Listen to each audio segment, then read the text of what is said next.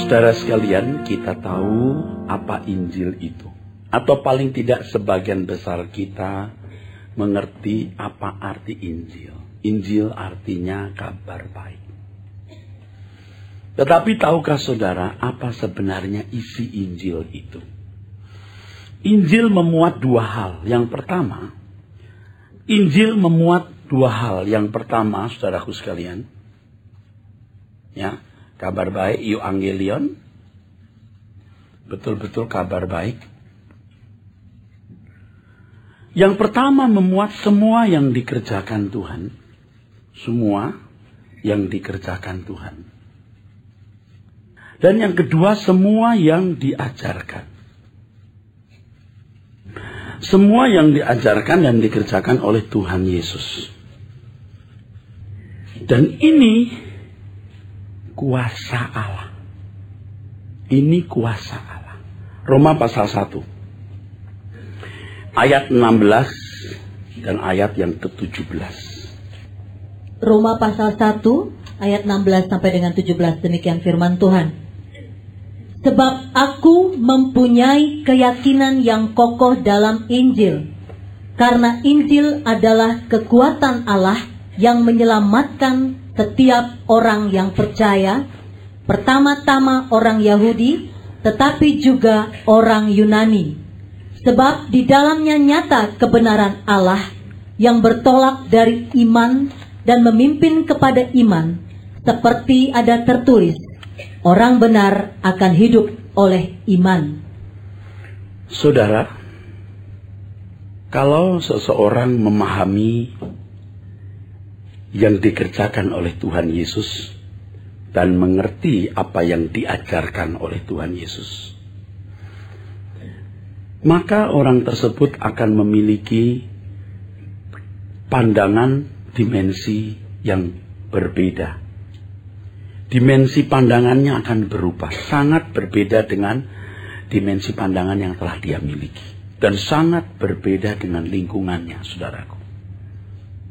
Nah, kalau saudara memiliki dimensi pandangan yang belum berubah, saudara sebenarnya belum memahami apa yang dikerjakan Tuhan dan apa yang diajarkan Tuhan.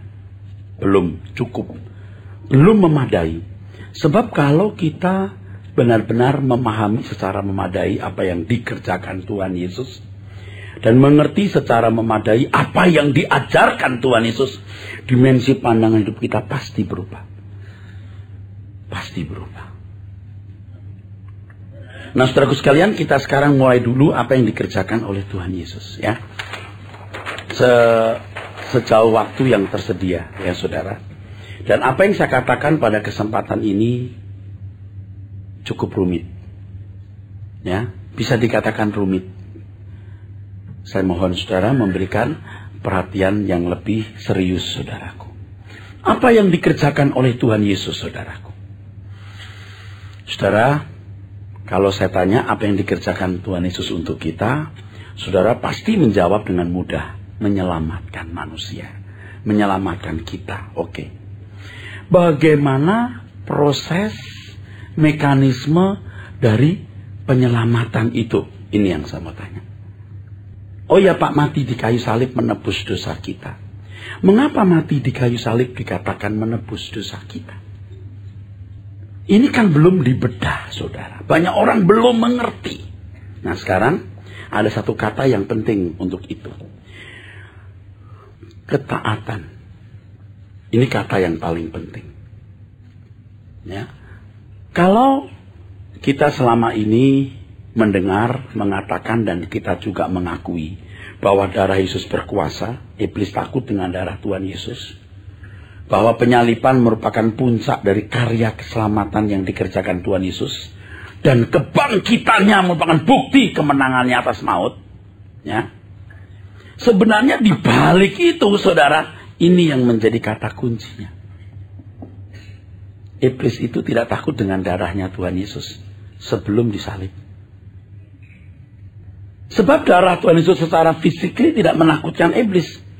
Tapi begitu Tuhan Yesus menunjukkan ketaatannya kepada Bapa, darah itulah simbol dari ketaatan. melihat darah Tuhan Yesus, iblis takut, iblis gentar. Karena itu letak kekalahannya, saudara.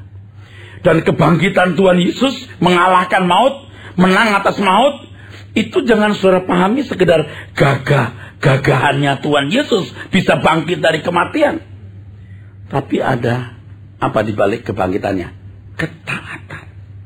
Ibrani pasal 5. Ibrani pasal 5 ayat 7. Dalam hidupnya sebagai manusia, ia telah mempersembahkan doa dan permohonan dengan ratap tangis dan keluhan kepada Dia yang sanggup menyelamatkannya dari maut. Kesimpulan dari kalimat ini, Tuhan Yesus berdoa kepada Bapa di surga agar dibangkitkan.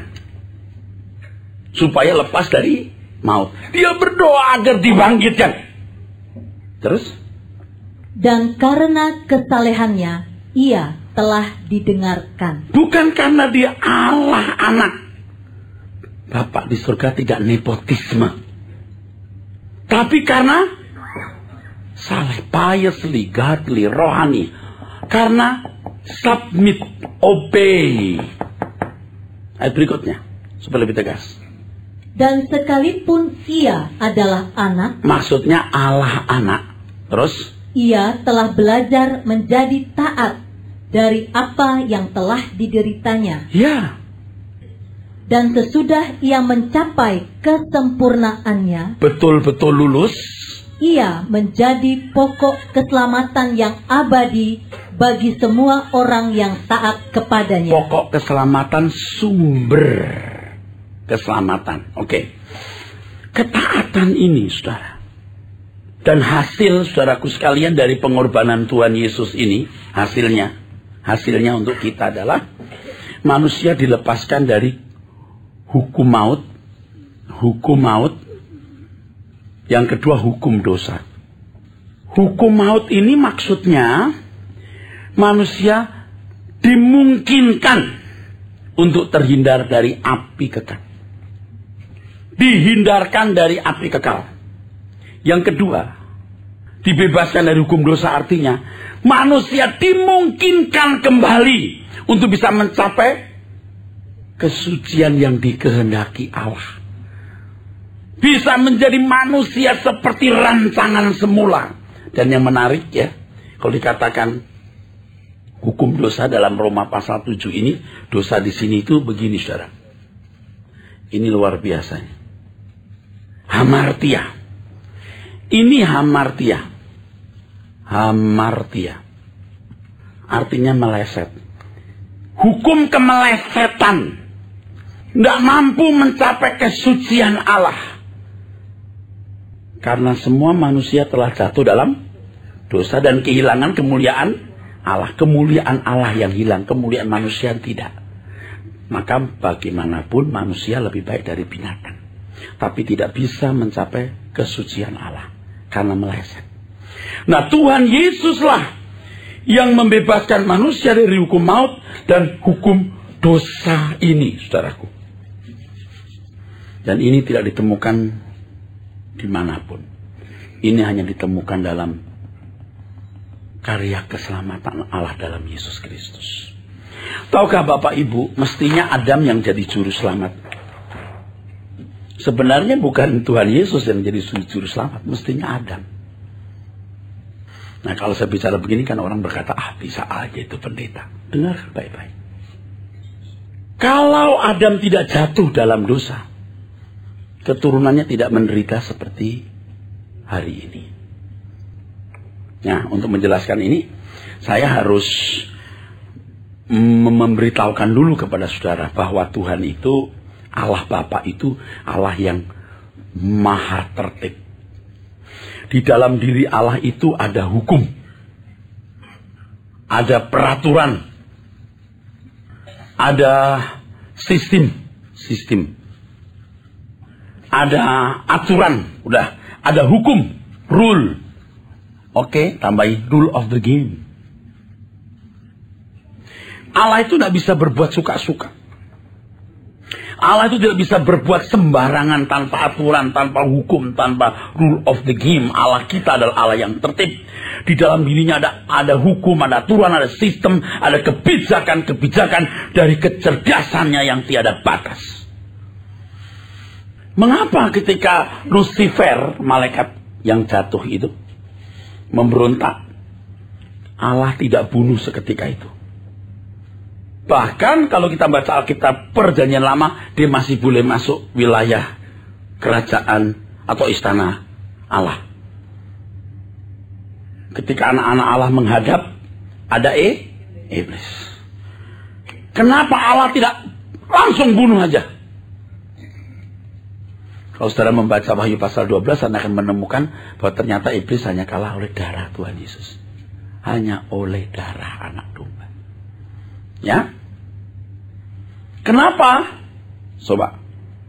Ketika Adam dan Hawa jatuh dalam dosa, kenapa nggak seketika itu juga Allah ampuni atau memberi solusi yang cepat sehingga tidak terjadi bencana seperti yang ada hari ini?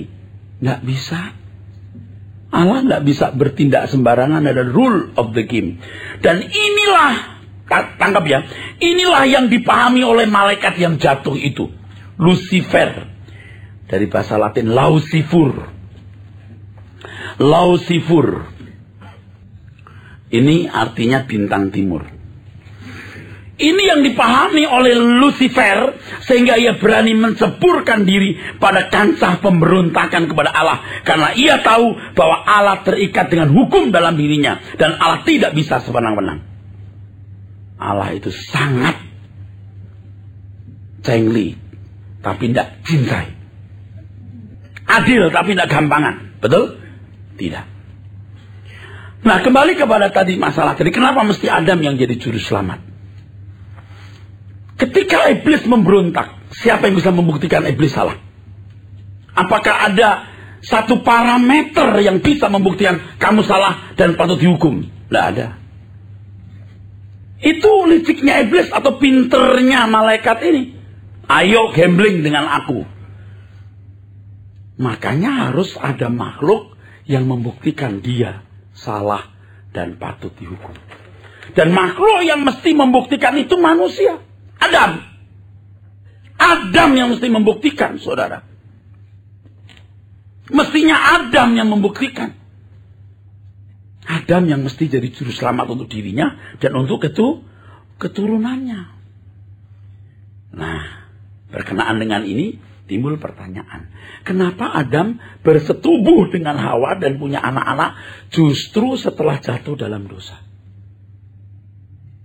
Kan sebenarnya mandat prokreasi, mandat berkembang biak untuk beranak cucu sebelum jatuh dalam dosa. Pertanyaan itu susah dijawab dan memang nggak pernah dipersoalkan di dalam buku-buku dogmatika. Juga yang tadi saya katakan Anda tidak akan pernah menemukan di buku-buku dogmatika. Percayalah, saya banyak baca buku karena saya pernah mengampu mata kuliah dogmatika. Jadi semua buku harus saya baca. Karena yang saya hadapi ini adalah calon sarjana S1, juga mahasiswa pasca sarjana untuk program master dan doktor. Mau tidak mau semua pandangan teologi harus dibaca walaupun tidak dihafal. Minimal kita sudah tahu gambaran atau kerangka besarnya. Tidak pernah ada tuh hal-hal ini. Dan saya menemukan ini setelah saya banyak belajar dan tidak lagi sibuk ngurus mahasiswa. Ini luar biasa. Sebab Adam mestinya harus menyelesaikan tugas dulu untuk membuktikan iblis bersalah, layak dihukum. Itu tidak membahayakan anak cucunya. Kalah Adam, selesai. Kok setelah jatuh dalam dosa malah punya anak, Pak? Tidak bisa, tidak. Karena dia harus menurunkan Mesias. Betul? Dia harus menurunkan Mesias. Nanti akan lahir seorang putra yang meremukkan kepala ular. Nah, mungkin orang ngomong lagi, Pak, kau mesti nunggu lama-lama. Anaknya Adam aja di juru selamat. Nggak bisa. Satu. Karena semua manusia berdosa. Tidak ada yang bisa menggantikan manusia yang berdosa. Harus sosok yang tidak berdosa. Amin. 1. 2. Karena belum genap waktunya. Jumlah manusia belum dipandang Tuhan genap. Loh kok pakai acara begitu? 3. Karena belum ada Taurat. Kalau belum ada Taurat belum bisa dibuktikan you salah atau tidak. Harus ada Taurat dulu dibuktikan. Salah kan? Nggak bisa bener kan? Nggak ada yang bisa bener kan? Nggak ada yang bisa dibenarkan kan? Nggak ada. Nah, dibuktikan dulu. Dalam kurun waktu yang cukup. Baru Tuhan Yesus datang. Amin, saudara. Semua ini kejawab dengan cerdas. Kalau saudara nangkep apa yang saya katakan. Saudaraku sekalian yang kekasih. Jadi ketika manusia jatuh dalam dosa, Allah tidak bisa begini. Saya ampuni dosamu. Selesai. Nggak bisa. Harus ada toolnya. Sarananya. Harus ada keadilannya. Nggak bisa. Nggak begitu. Nggak boleh. Nggak bisa. Nggak begitu. Harus ada. Seandainya ini Allah.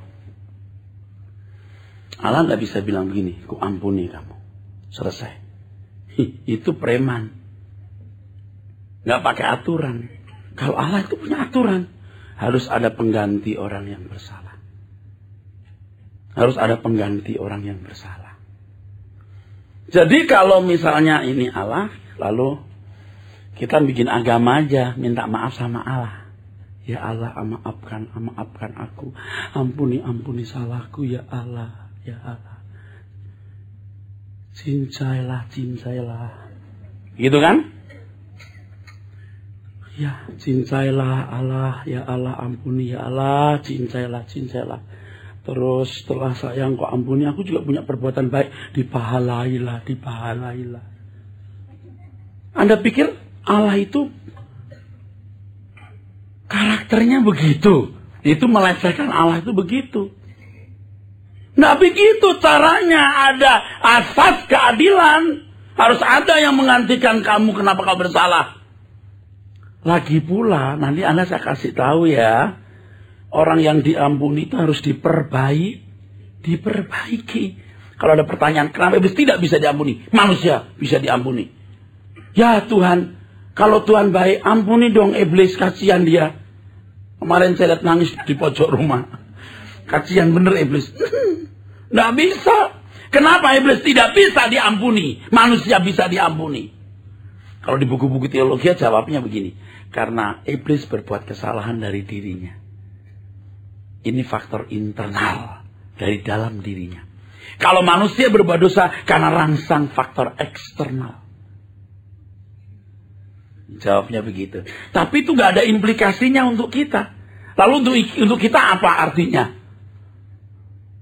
Ada lagi jawaban yang punya unsur implikasi untuk kita. Ada implikasinya untuk kita. Ada keterkaitannya untuk kita. Ada yang bisa kita contoh. Iblis itu tidak bisa diperbaiki. Manusia bisa diperbaiki. Itu bedanya. Jadi kalau saudara minta ampun kepada Tuhan, yang pertama harus ada sarananya, salib. Suka nggak suka? Jangan Anda berkata, ya itu kan agamanya orang Yahudi sama orang Kristen. Gunakan logika yang sehat, oke? Allah kita bukan Allah preman yang tidak punya aturan dan sembarangan bertindak. Pakai nurani dulu. Pakai logika yang sehat dulu. Salib. Dan kalau orang minta ampun, itu orang yang mau diperbaiki. Nah, saya mau sampai ke sini, saudara. Tapi saya ngomong dulu ke tempat lain. Saya sudah katakan tadi bahwa pengajaran ini tidak mudah. Oke, amin. Oke, masih bersama saya? Ya? Oke. Saudara, salib Tuhan Yesus itu menyelesaikan semua dosa manusia. Waktunya tidak cukup kalau saya kupas secara detail. Tapi saya mau beritahu, ya, ucapan Yohanes Pembaptis misalnya. Inilah anak domba Allah yang menanggung semua dosa dunia. Dan serombongan teks lain yang sudah saya kumpulkan. Maaf, saya seorang akademisi yang kalau bicara mesti punya landasan argumentasi.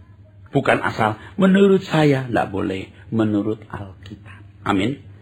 Jadi salib ini disediakan untuk semua manusia. Semua manusia dosanya dipikul oleh Tuhan Yesus. Gara-gara satu orang Adam, semua manusia mewarisi dosa. Tapi sekarang gara-gara satu pribadi Allah anak yang menjadi manusia, yang memikul semua dosa manusia, semua diselesaikan. Adil nggak saudara? Adil nggak?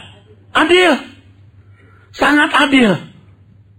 Ya kalau ada 4 miliar manusia, ya 4 miliar juru selamat. Enggak dong, yang salah cuma satu kok pada mulanya, bukan 4 miliar manusia. Betul? Adil saudara. Pak, kalau begitu Tuhan sudah pikul semua dosa manusia, apakah semua otomatis masuk surga? Ini masalahnya. Tidak. Alkitab mengatakan Allah Bapa menyerahkan penghakiman kepada anak. Kenapa? Sebab dia yang memikul semua. Ini misalnya semua manusia ya. Kalian punya dosa telah kupikul, selesai di kayu salib. Enak dong masuk surga semua. Enggak, dihakimi. Apakah kamu punya nurani yang patut masuk kerajaanku nanti? Ini bagi orang yang tidak mendengar Injil ya. Ini semua manusia yang tidak mendengar Injil ya. Ini semua manusia yang tidak mendengar Injil. Baca dulu Roma pasal 2 ayat 15-16. Demikian firman Tuhan. Sebab dengan itu mereka menunjukkan bahwa isi hukum Taurat ada tertulis di dalam hati mereka, dan suara hati mereka turut bersaksi, dan pikiran mereka saling menuduh atau saling membela. Hal itu akan nampak pada hari bila mana Allah, sesuai dengan Injil yang kuberitakan, akan menghakimi segala sesuatu yang tersembunyi dalam hati manusia oleh Kristus Yesus. Saudara, semua manusia itu memiliki Taurat yang tertulis di dalam hati. Jadi di ujung dunia manapun, selalu ada hukum, tidak boleh mengambil milik orang tua harus dihargai, jangan membunuh, gitu. Bagaimana kok bisa terjadi begitu? Karena pewarisan budaya. Nah, kita tanya, dari mana pewarisan budaya itu? Tentu berasal dari Adam. Diwariskan di sini. Ini di hati. Tadi ada kalimat apa dari 15, coba diulangi lagi. Sebab dengan itu mereka menunjukkan bahwa isi hukum Taurat ada tertulis di dalam hati mereka. Di dalam kardia itu jiwa mereka. Oke, terus? Dan suara hati mereka. Sunai desis di sini, sunai desis. Ini conscience. Ini suara hati. Ini sunai desis. Ini jiwa. Ditulis di sini. Bukan lewat proses mistik, tapi lewat proses budaya, pewarisan, ya, di sini. Oke? Nah, saudara-saudara, saya punya buku, ya. Sekarang ada buku lain lagi saya baca. Mengagumkan ya, mengenai huruf Mandarin. Huruf Mandarin yang namanya kebon itu ada 2 orang gambar pohon. Yang namanya kapal itu ada 8 orang lalu kayu, gitu. Itu kira-kira gitu. Pertanyaannya, lo kok tahu? Padahal waktu itu huruf dibuat oleh nenek moyang. Itu enggak pernah, mereka belum mendengar Injil, belum ada Alkitab. Alkitab di Palestina sono, ini di dunia timur wilayah Cina. Enggak nyambung.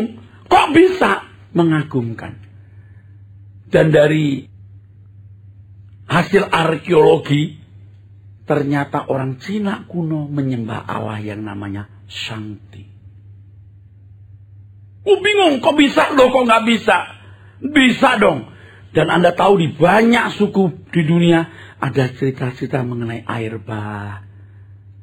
Kok mirip? Yang nggak usah bingung karena memang dari Adam, betul? Turun. Nah, disitulah pewarisan budaya. Jadi Adam itu pun juga dari mulanya diajarkan Tuhan bagaimana memiliki moral dan diturunkan ke anaknya. Habil, Set, Noh, terus itu. Nah, tadi saya katakan semua manusia ini telah berdosa, tapi Tuhan Yesus telah pikul dosanya. Sekarang Tuhan Yesus menghakimi berdasarkan nuraninya. Ada kan orang-orang yang non-Kristen di dunia mana yang tidak pernah mendengar Injil kelakuannya baik? Sangat mungkin. Film-film silat itu mengajarkan banyak filosofi yang baik. Oh, tapi dibanding Injil, apple to apple dengan apple to mangga ya, sorry. Oke, amin. Itu pun luar biasa. Membela bangsa, membela orang tua, tidak balas dendam. Ada yang balas dendam juga, tapi ada yang tidak balas dendam. Udah jelas pernah membunuh bapaknya. Setelah dia kalah lalu, ampuni aku, ya udah. Bisa begitu, itu kan ajaran namanya. Itu filosofinya. Nuraninya jadi baik. Tapi nggak otomatis baik karena banyak orang nurani itu jelek. Ya kan? Misalnya ada kecelakaan. Seorang bapak yang bawa motor, istrinya di belakang. Licin jalan kan ada oli, motornya jatuh. Sang bapak terguling, tak sadarkan diri. Sang ibu berdarah-darah, merayap-rayap mau mengambil tasnya yang isinya berhamburan keluar. Kalau ada orang yang punya nurani, datang mengambilkan dompet, tasnya. Terus papa ini ibu, ya, dia teriak, tolong, tolong. Itu saja. Tapi ada yang begitu datang kecelakaan, cedir. Dia dompetnya mana? Dia ambil dompetnya. Anda tahu nurani ini sudah rusak. Saudara juga sama loh. Lihat rumah orang bagus selalu berkata, aduh keren banget ya. Seandainya aku punya. Tuh nuraninya begitu. Mobil bagus lewat, keren banget. Tapi kalau nurani Anda dirubah udah beda nanti. Karena dimensi pandangan Anda belum berubah, ya gitulah anak-anak dunia. Ya. Bukan enggak boleh punya mobil bagus. Bukan. Nuranimu gimana bicaranya. Bukan enggak boleh loh. Oke? Ada orang yang punya mobil bagus, ya biasa aja. Tapi ada yang bangga gitu, maknyus gitu. Kampungan itu ya. Nah, orang-orang ini dihakimi menurut perbuatan. Mereka boleh bisa masuk surga enggak, Pak? Saya enggak bilang masuk surga. Boleh masuk dunia akan datang jadi anggota masyarakat. Kalau orang Kristen gimana? Sekarang ini orang Kristen untuk Anda ya. Amin. Umat pilihan ya. Amin. Umat pilihan itu artinya orang yang hidup pada zaman perjanjian baru. Yang mendengar Injil dengan benar. Punya kesehatan jasmani rohani. Mendengar Injil dengan benar artinya dari lahir Anda memang mendengar Injil dengan benar. Atau lewat berbagai sarana mendengar Injil dengan benar. Ada orang yang di kampung mana, di dunia mana mendengar Injil sudah salah. Udah dicekoi begini, Yesus bukan Allah. Masa Allah punya bini gitu ya. Iya ya, enggak bener tuh. Padahal Injil juga tidak mengajarkan anak seperti anak secara walad, secara keturunan seperti kita. Masa Allah bisa punya anak? Bininya siapa? Sekarang sistem cloning nggak pakai hubungan seks juga bisa punya keturunan loh. Sementara untuk domba, untuk binatangnya, apa sih sulitnya Allah melahirkan manusia dengan menembuskan wayipak? Itu mengkloning roh. Dan kalau saudara membaca Kisah Rasul, ada 3 ayat yang jelas mengatakan, kita ini manusia keturunan Allah. Nanti saya jelaskan di Suara Kebenaran. Itu ayatnya bukan beta punya mau. Nah, itu pendeta lebay banget. Nah, Alkitab. Maka kalau mempelajari Alkitab, tidak boleh setengah-setengah. Bapak Ibu bisa pinter dalam banyak hal. Kenapa nggak pinter menggali Alkitab? Saya teruskan dulu ya. Kalau orang Kristen gimana? Kira-kira begini bahasanya. Dosa kalian sudah saya pikul. Hore! Kalian umat pilihan yang istimewa. Hore! Kalianlah yang saya tebus. Hore! Nanti dulu. Kau percaya aku juru selamat? Coba kira-kira Anda menjawab. Kamu percaya aku juru selamat? Oke, ku tebus. Berarti kamu gak punya sendirimu. Kamu gak punya dirimu lagi. Dirimu sendiri. Semua aku miliki. Amin lagi gak? Oke, terus masih bisa. Kau ku ampuni. Amin. Berarti kau ku perbaiki. Amin. Kau ku anggap benar dong sudah mati di kayu salib aku. Dosamu dari lahir ceprot sampai mati nanti semua udah beres di kayu salib. Ku bayar, lunas, selesai. Ku benarkan, ku anggap benar. Amin. Tapi yang ku benarkan harus benar-benar menjadi benar.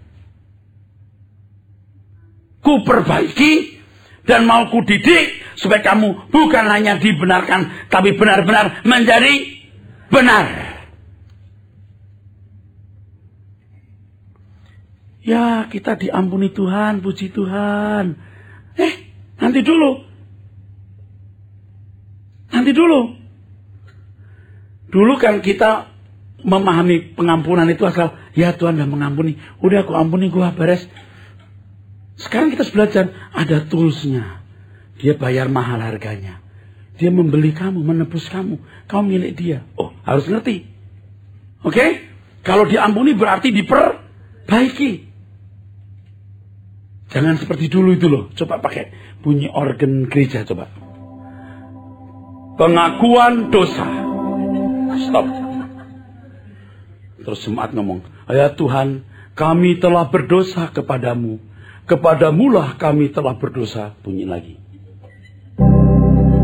Berita pengampunan. Sekalipun dosamu merah seperti kirmizi, akan dijadikan putih seperti salju. Sekalipun dosamu merah seperti kesumba, akan diubah seperti bulu domba. Bunyi lagi.